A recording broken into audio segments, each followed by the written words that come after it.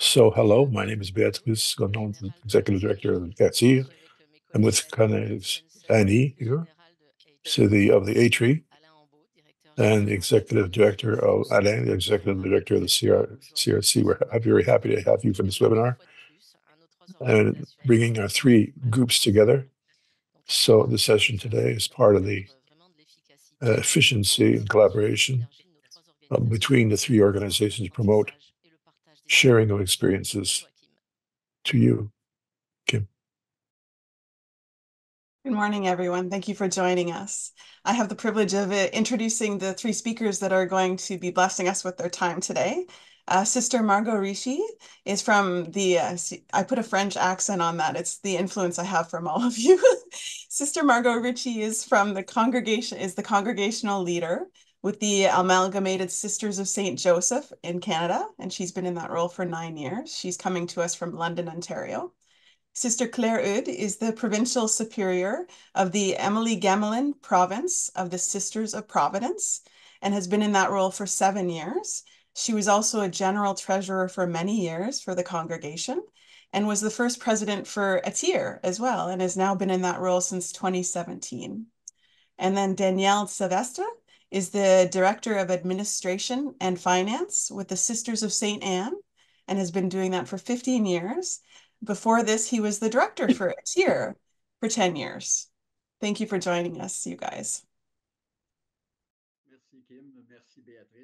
Thank you, Kim and Beatrice. It's my turn to welcome all the members of ATTIR, ATRI, and CRC.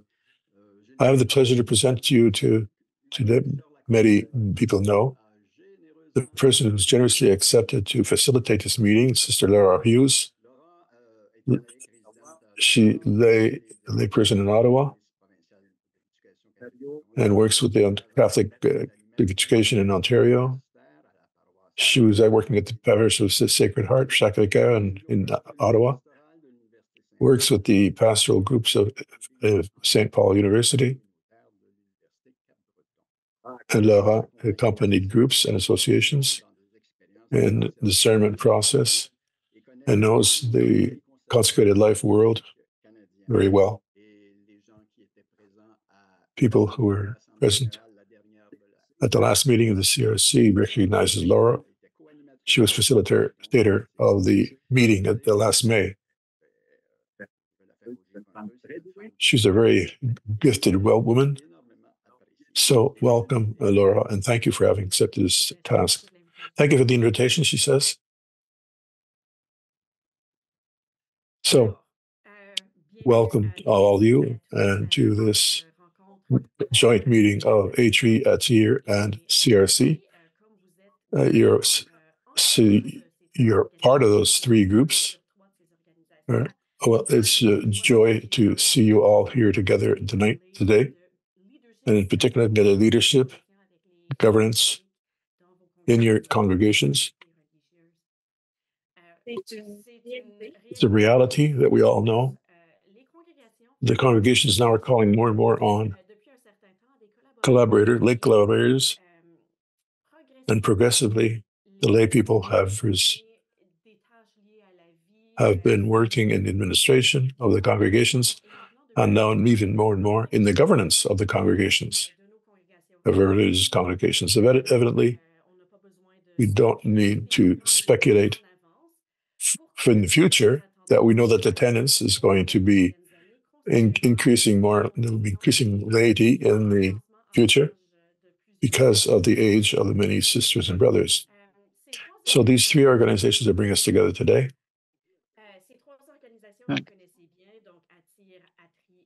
Sorry. These three organizations that you know well, ATTIR, ATTRI, and CRC, have decided to come together to propose a time of reflection on this reality, so which we call the wide world of governance, links between leadership and administration of our institutes, and for a possible future.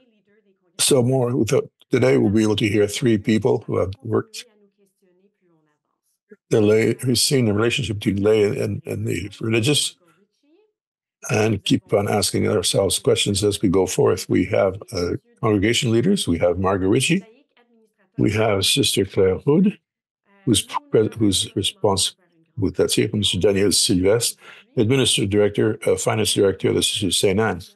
We asked them to talk to us today, but mostly give quick interventions to help us to think, to share a few the basic understanding between laity and congregations. So the goal of the meeting here is not to solve the issue, but to simply begin the convocation that we're going to have and promote reflection that will continue certainly through many months and years in the future. So we hope that this sharing will have some kind of follow-up. That's what the three organizations that invited us today are hoping for. And now I'm...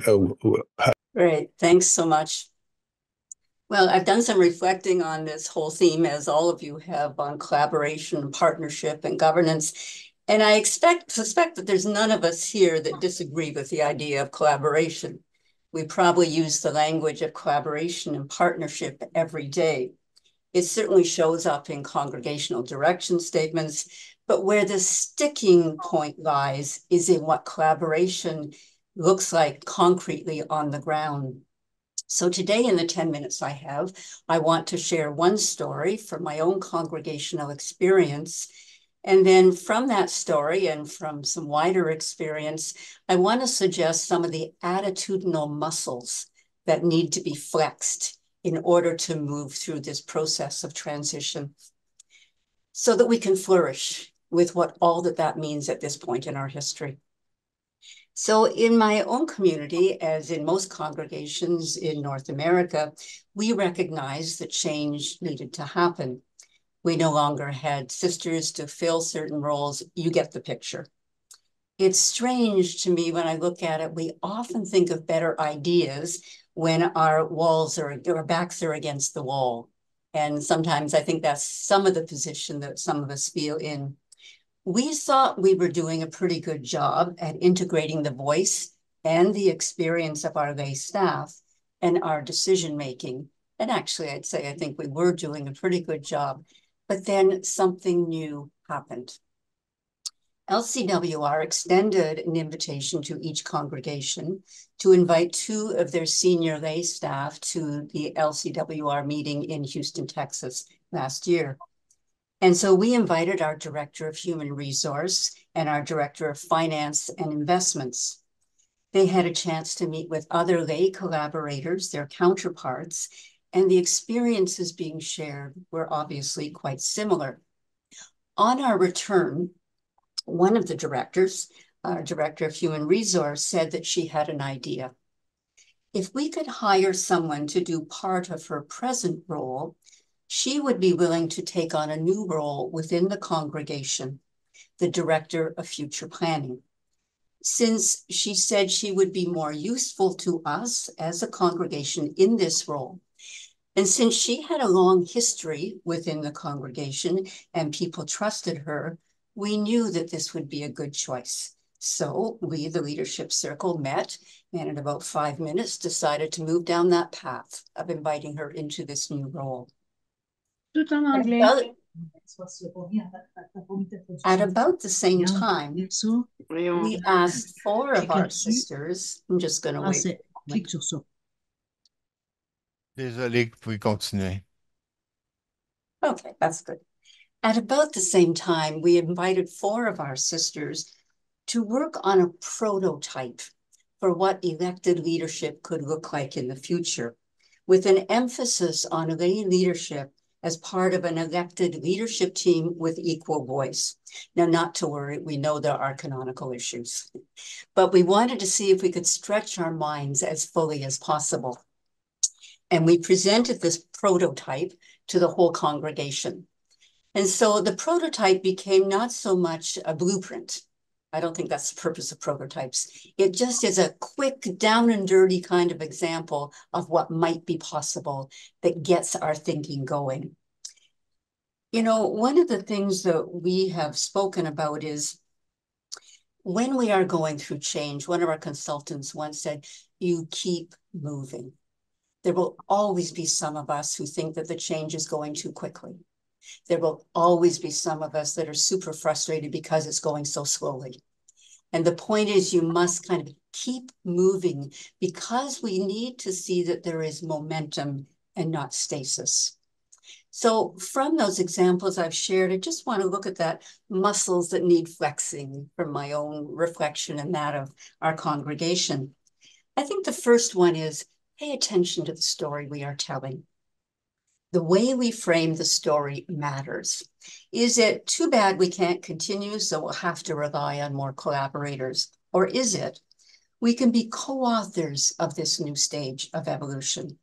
These are two different framings and they create different feelings and different choices. The story we choose to tell, and we choose to tell it, makes all the difference. One's telling is the story of depletion.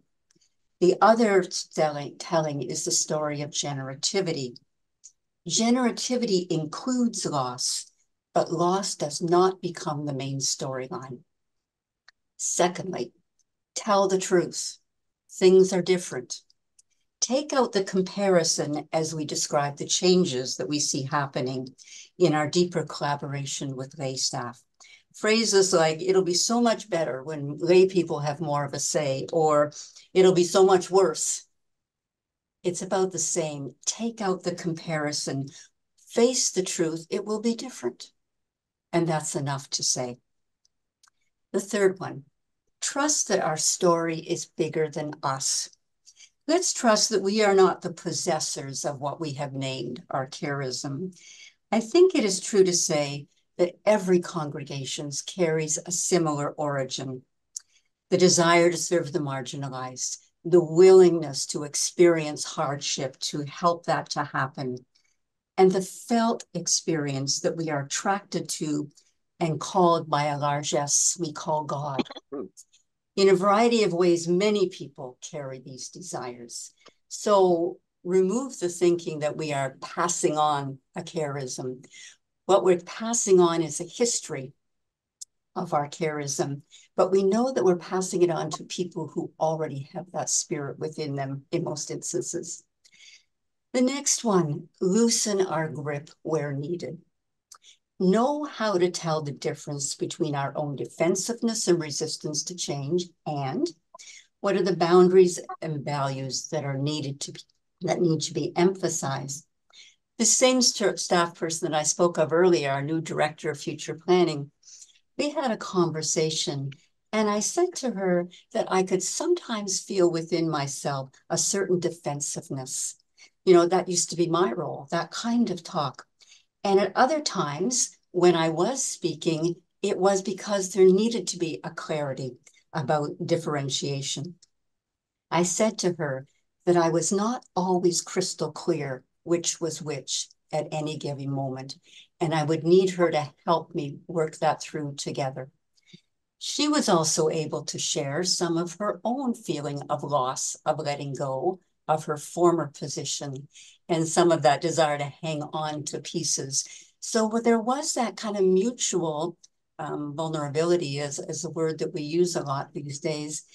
I guess the key there is to keep first and foremost the relationship and the relational as we move through significant change. And I think the last point I want to make is celebrate our capacity to let things evolve. To flow with change well often takes energy and courage. Keep reminding ourselves how well we have done this throughout our history. It's not new. Sometimes we do it better than others, for sure, but nonetheless affirm that we both have the capacity and that we are the capacity to create good and generative change. And this is as much at the heart of our call of the original fire that gave rise to our congregations as it is now in our history at this time. So those are a few experiences from our own history. Thanks.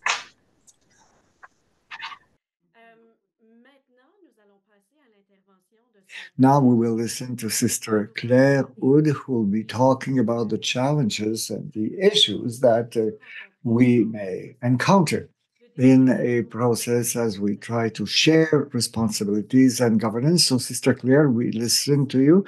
Thank you. Thank you very much. As you know, I was asked to talk about governance, the ties between leadership and the administration of our institutions for a possible future.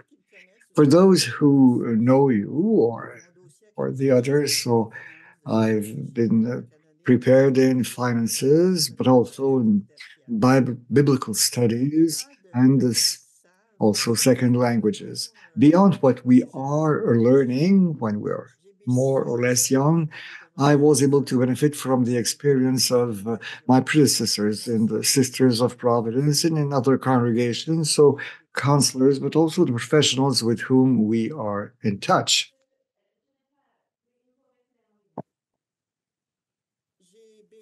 I benefited from the knowledge of all the people whom we encounter, and I won't quote all of them. You know that we need the others for governance and for current management and also for the extraordinary administration. This is the responsibility of leadership for our activities and for our people. The foundations, because Laura was talking of challenges, the foundation of an essential collaboration between these different perspectives are at various levels. First, becoming aware of today's society in 2024. Who would have thought 50 years ago that collective trials would keep the religious leaders busy for the actions of people who are dead or who left the congregation? Who would have thought that the archives would become so important for looking for truth and for the sake of transparency and also for the sake of justice to the people outside and also within our congregation, our own members.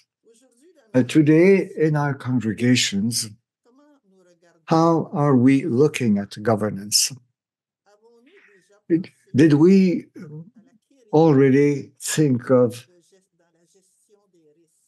all the risks that we need to manage about human resources, about the real estate, the financial investments, and the reliability of the accounting data, the way to retain our staff, the possibility of harassment between the two employees, the reference to the labor tribunals, health and safety at work, the loss of senior employees and of managers, the risk about the reputation of the congregation, the risk about the reputation of the congregation. Of course, we don't want to feed fear. That's not my purpose at all.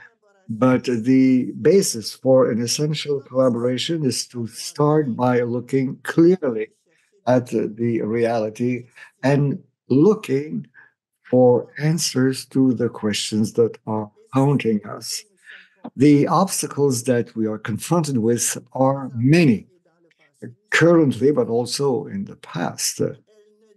But this won't go with the years because the congregations are not well understood, and many people are not aware of all the congregations brought to the different Canadian provinces because also of the substitution of the older people by younger people, because also of the kind of education given at the primary, secondary, and upper level that is not reflecting what happened in our history.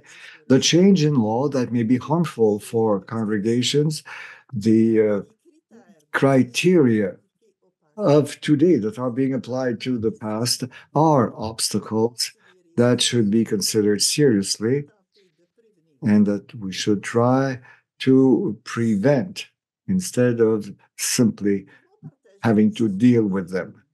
We may share a common mission as we compare the similarities and the differences between the congregations about their mission and their specific difficulties. We can realize a few things together that we could not realize by ourselves alone.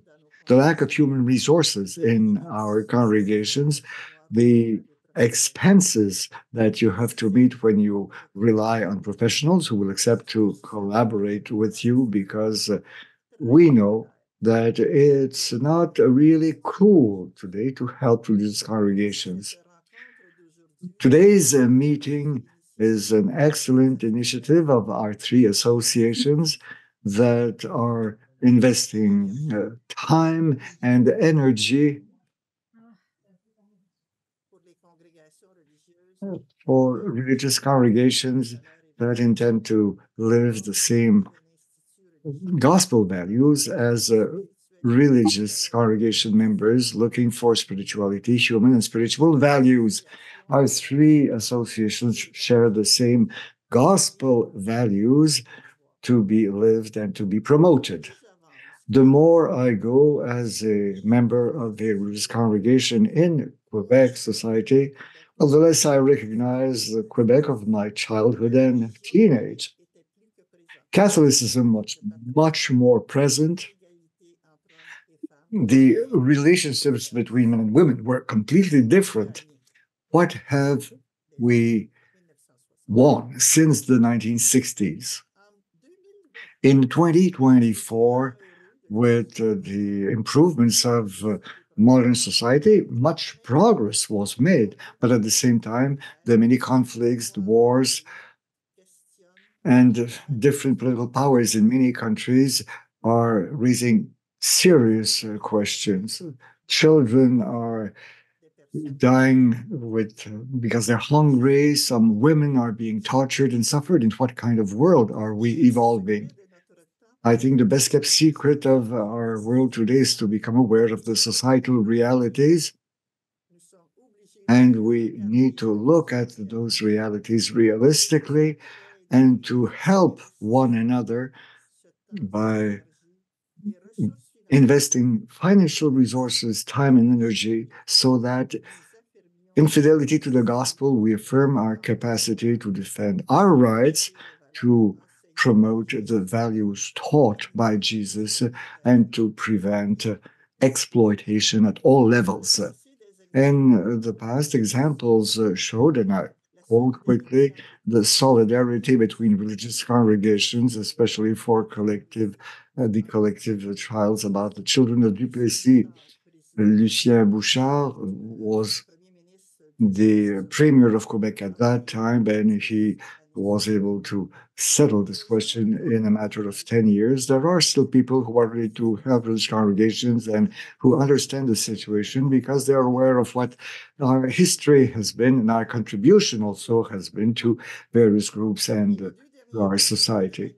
The last two people who were claiming to be children of Duplessis, it was settled in the end of 2023. So they went up to the Supreme Court of Canada. But it's the funds for the victims that will be paying for these people. So we should be well aware of the issues in the society where we are living and try to foresee the risks that at times may feel unfair, and that can go back to 1940s and where reputations are being attacked by people whose name we don't even know. And the authenticity very often is lacking. The risk management coming from the retention of lay staff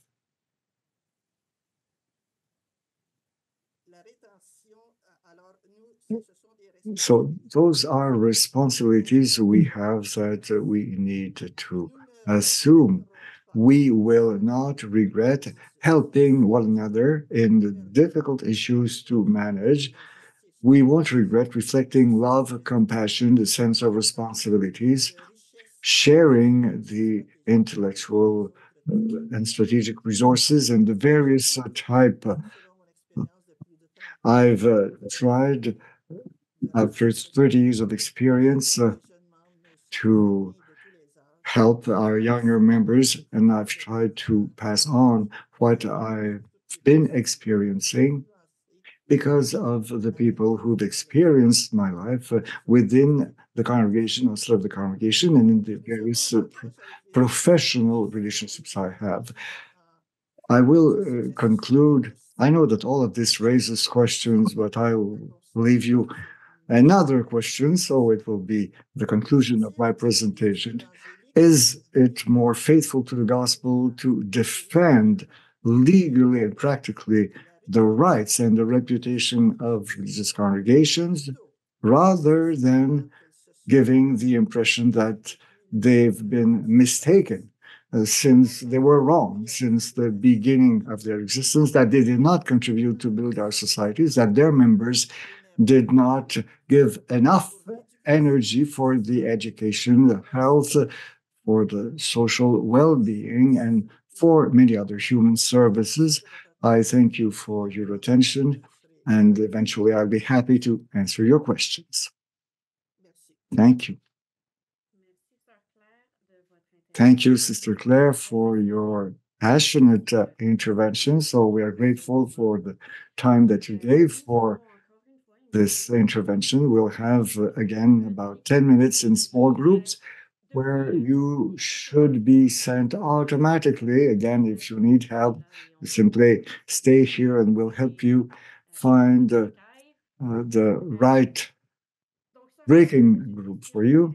So Sister Claire is asking an interesting question. Is it more faithful to the gospel to defend religious congregations or to give the impression that they didn't really give their lives and make the efforts necessary for hundreds of years, actually? So I invite you to think of this question in a perspective of collaboration with the lay people, which will grow more and more needed, and what kind of collaboration that these people that we will associate to our mission could help us to tackle the questions and issues that we have. So I will.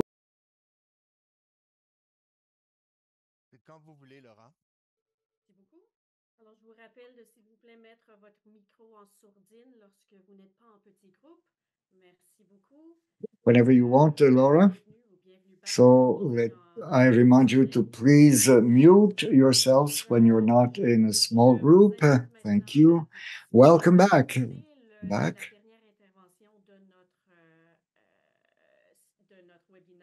I invite you now to listen to the third intervention of this webinar.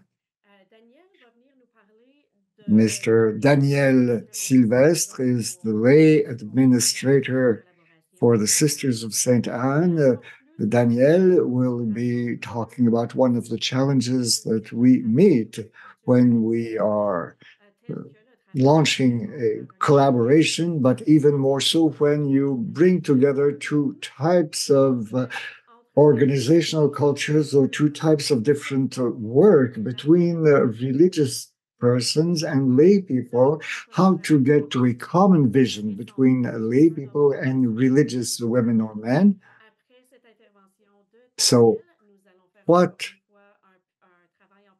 collaboration can be like? Of course, each in one's congregational culture. So after Danielle's intervention, once again, we will go in breaking groups and we'll have a discussion in small groups, and we'll come back in plenary until the end of this webinar to share in a large group about the main issue. So Danielle, so up to you.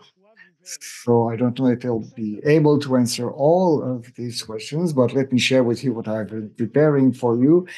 And all of that, I made a few choices, you'll see. So for those who don't know me, so as was said, so I am Director of Finances and Administration for the General Administration of the Sisters of Sainte-Anne here in Lachine, Quebec. And this position was really conceived by the Sisters of Sainte-Anne before I came. And what was at issue here was a person to fill the responsibilities of the general administration or of a general treasurer. Of course, I'm not the general treasurer, but it's her responsibilities.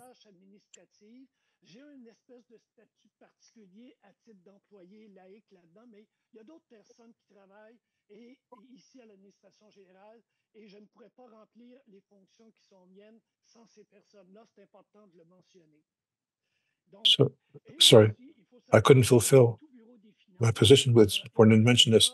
So also we have to know that in all finance office, there's the last line of my job description, which is this, any other related task, and this fulfills a lot of things which are very elastic understanding. Many treasurers, of course, know this. The position I have frees up the religious of the implementation or the execution. It's a role that becomes important and has respect, and also to have somebody with the inside, like a treasurer, who alert the superior and her council on the issues of different decisions to be taken. In the exercise of my function, of course, there is a certain number of things that are accepted where I have to place myself. When I spent my hiring meeting, one of the questions that asked me was the following: how will you react if a decision of the general superior in council is different than my recommendation? Because, of course, we talk about collaboration, sure. And one day or the other, there's some kinds of decision that has to be taken. What do we do? So this is a very question of a treasurer that looks at any position of responsibility. I can't take away any other person's responsibility. The general superior in council has made a decision, and here I'd like to use the canonical role of the superior. There's a difference between the superior general as her canonical person and as the president of a corporation linked to the community itself. The same person plays or carries both hats. Here at the general administration of the Sisters of Sainte-Anne, and for more than 14, 15 years now, we're concerned with the future, and it's at the council level that this reflection was taken. Always in link up with my question, I take a different decision from my recommendation. Well, we said this. There is a collaboration. We're always working together. We work together with different responsibilities, of course. That's what the question highlights. Even if eventually, even if there's a function, there are certain mandates that are delegated, decision-making mandates. For important decisions, and I'll retain my question, there's a recommendation to be made to enlighten the decision-making people, the rules, the consequences, and all that, the links with the decisions of the past or of the recent past, were eventually maintain the question of their human resources. So when my answer to the hiring question was, when I'll make a recommendation, the important thing is to focus on the motives and not on the recommendation itself. This creates a place for sharing and reflection, a space of discussion, so as to take a good decision and avoid taking confrontation and then the general superior will take a decision on her own after that, of course. So in the we asked me, what are the basis of essential collaboration between the religious and lay people? Here again, I don't think that I'm going to reinvent the wheel. Just present certain things that could appear evident, and it's good to remember. this is sort of I'm with sisters, and we discuss things at workshops, and very often I joke a little bit. People know that who heard me. I present myself, Daniel Sylvestre. I'm a sister of Sainte-Anne. And of course, when I say that, this generates laughing or smiles, polite smiles. They can see that when I said not a sister. But I want to insist on the fact that a sister, first of all, a lay, first of all, but a lay person is not religious. He is not part of the Institute, but he serves the Institute. So it's important to remember this, both for the religious leaders as well as for the lay people, even if very strong links set up and are developed. The lay people are employees, and I take for granted that the lay people are often integrated. I work with religious communities for the last 28 years, and I've seen a lot of lay people, and there's a lot of integration and a lot of commitment on the part of the lay people, to a lot of faithfulness, solidarity, and motivation. At the same time, we have to always remember that the lay person can leave the job, and by the way, retiring or because of health reasons or whatever. So there always is something of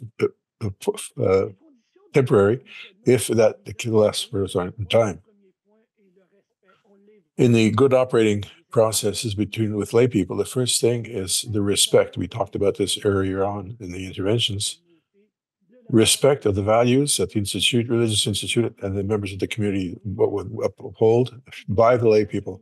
This is always a challenge, particularly for the lay people who have a specialized expertise or coming from another work group than with the sisters. We have to adapt the expertise to the religious context. At the same time, it's important by the religious leaders to respect the lay person in their private life, in their status as employed, that the lay person has a life outside of their work. So it's not 24 hours a day kind of work. And it's important also to respect the relaxing time on this, and this is an exception.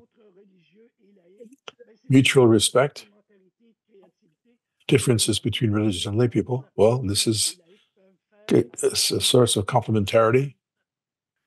We see how the lay people can contribute enormously, and the sisters too. Among the conditions of functioning is good communication. I'm not going to talk about that. I think communication is very clearly. Transparency is important also, because that motivates people between the different partners who are working within the religious communities. And finally, there's also prudence on the layperson side, because it's important that the laypersons be aware that they're working for a religious institute, and that the issue of their recommendations might have consequences on the religious institute. Be it in the norms or other things, it's important to keep a certain prudence. At the same time, and it's a richness for the communities, and we talked about this, in the lay statute, be aware that they need to have a certain distance or freedom, because they don't belong to that particular community. They're not part of the community, and because then it gives them allows them a certain distance, looking at the whole forest rather than looking at a particular tree. The following questions: what obstacles do we face in the upcoming years? I looked at this in case of governance. It's a very clear choice. I took for granted that the lay people, no matter what the level is, what I've seen, that's how things work. But for me, there's one major challenge today for most religious institutes. It's to take measures now for the management of the institute. In other words, leadership and administration, when there will not be any sisters able to take this canonical administrative decisions. It's soon. in many, it's soon, it'll be soon, many religious institutes. In December 2008, I was director of ATTIR for the first time. We had a meeting. Then we had a whole day just planning the end of the institute or the administrative identity, like the community province. We thought about this in 2008. Now we're 2024. And for many religious communities, some things were not done. And the question is more and more urgent. Because even if the lay people are there, the lay people are employees, but they're in the service of a community and of a leadership that has to be taken on one way or the other. Maybe there are issues in the communities where we have to be realistic. There are few religious that are able to administer and to accept the administrative complexity, because it's much more complex. There are a lot of, there's a good place to take decisions here. For many leaders today, we need to think of the continuity of leadership of the entity, to think of the future after when one is gone. We're not going to be there all the time, even if our health is good at this time. And the response to that kind of leadership can be done within the bigger community, but it must always be done at the institutional level also, and not base itself only on the presence of one person or a few persons. People come, institutions survive. The last question, in its relation with what was just said, how can we share a common vision? Vision common, and the challenge I just expressed is to choose how the institute will be managed soon and how to get there. For the Sisters of Sainte-Anne, the process is at least has been undertaken for the last 15 years. It's not me. The superior sister came to me before 50 years. Question of the corporations, the programs, etc. But we're now at another phase. We're now rethinking our future in the exercise of leadership. So how do we exercise this vision? And to become aware of it, where we are, it's important to see a real description of what's going on today and the people that are involved in leadership. One thing that was done is to write up the list of the people who are members of the institutes who can ultimately really share the leadership to put their age, and next to it, to put their age in 5 years and in the 10 years. That helps to become aware very realistically of the perspective we have in the future for the Institute. During the COVID pandemic, people used the expression building plane as it's flying to taking measures during the urgency. We don't have as much knowledge of everything that's going on as we had. One thing that surprised me, a plane that we're building, it doesn't fly. Your institute is always flying, but you need to choose who will be piloting, who will pilot this once the religious of your institute can do it anymore. And that question is different. It depends whether not a local or provincial or international group. The plane has to keep on it's flying as long as it can to its point of destination. So in some cases, this means that till the death of the last sister and the elimination of the last wills of the sisters. It includes the last legal formalities. You see that I'm way beyond the integration of the lay people that can participate in the process, play an important role. But there are important issues in terms of leadership. In the meantime, of which realistic decisions can be made so that your institute will continue tomorrow to take care of the sisters and of your mission. If I have a question for you and for Laura, it's to take again the same question. So, who will be piloting, well, your plane, your institution, your congregation in the next few years? Who will be piloting your plane? Thank you very much, Danielle. It's quite interesting to have this perspective of a layman who's been working for such a long period of time in different congregations and with different congregations. Without any further ado, you're being sent in breaking groups. You're invited to think about your own challenges, about the collaboration between lay and religious people in terms of leadership and governance, and maybe the questions that you have about all of these issues and that you could bring back in the plenary later this on. little piece in English. So thank you for participating in these breakout sessions. Thank you also to our presenters for sharing their experiences with us. Of course, our objective with this webinar was to awaken reflection and to provoke questions, because this is not the end. This will be an ongoing conversation in all of your congregations and institutes for, well, the years to come. This is kind of the new reality.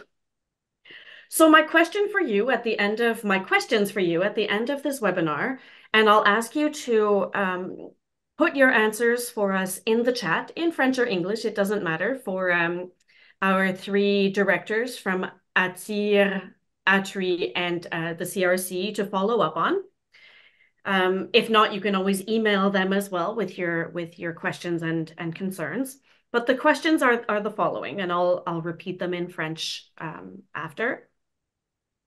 What are the next steps of this dialogue for you?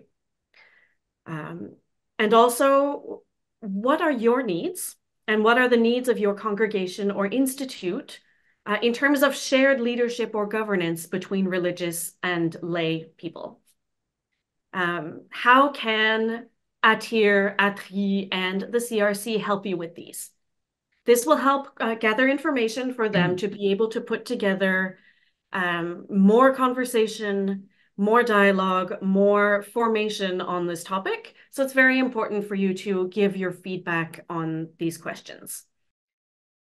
Let me repeat the same questions in French now.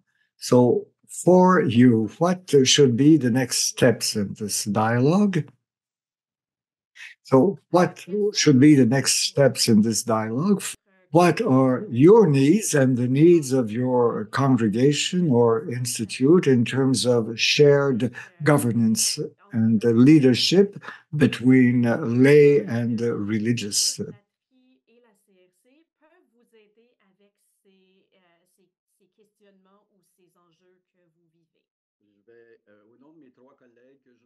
On behalf of my two colleagues, I want to thank Beatrice and Kim, and I want to tell you that it's extremely pleasant working with Kim and Beatrice.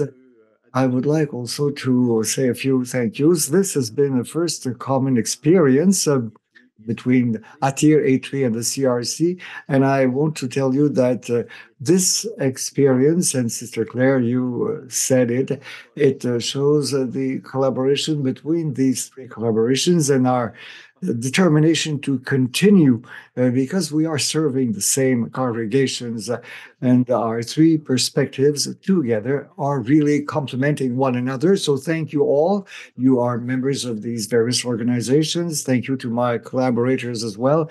Laura said it. We are launching a reflection today. We did it in a very specific form. We didn't have enough time, of course. We could have had longer breaking groups, but you will understand that with over 250 people, at some point we were at 290. So it was quite a technical challenge to organize this kind of meeting, but it's important. We started a reflection together on the themes of administration and governance, and we will continue this reflection because it's really important, the present is imposing on us this kind of reflection, and future even more so. And to conclude, I would like to say that it's obvious that collaboration between lay people and religious women and men, and it was mentioned by the three spokespersons, and this is requiring adjustments on both sides to make sure that we will provide the continuity of what we are experiencing. So thank you, first of all, to Laura. Thank you for your availability. Thank you for the way in which you're facilitating these kinds of encounters, extremely relevant. Thank you also, thank you to your employer who allowed you to be with us today. I want also to thank our three speakers. Sister Margo, thank you very much. Sister Claire and Danielle Sylvestre as well, who spoke. And you know, it was difficult. We told them you have only 10 minutes to handle topics that are obviously complicated. So we told them it was 10 minutes plus tax, but thank you, Danielle, Claire, and Margot. I want also to thank very sincerely Michel Coté and Albert, our interpreters. And to conclude, thank you to the CRC team, Yves, who's been taking care of the whole technical dimension, then our collaborators, Danielle and Isabelle. Thank you for taking part. Thank you to all of those who were involved, and we hope for a follow-up to this meeting as soon as possible. Thank you all. Have a good day.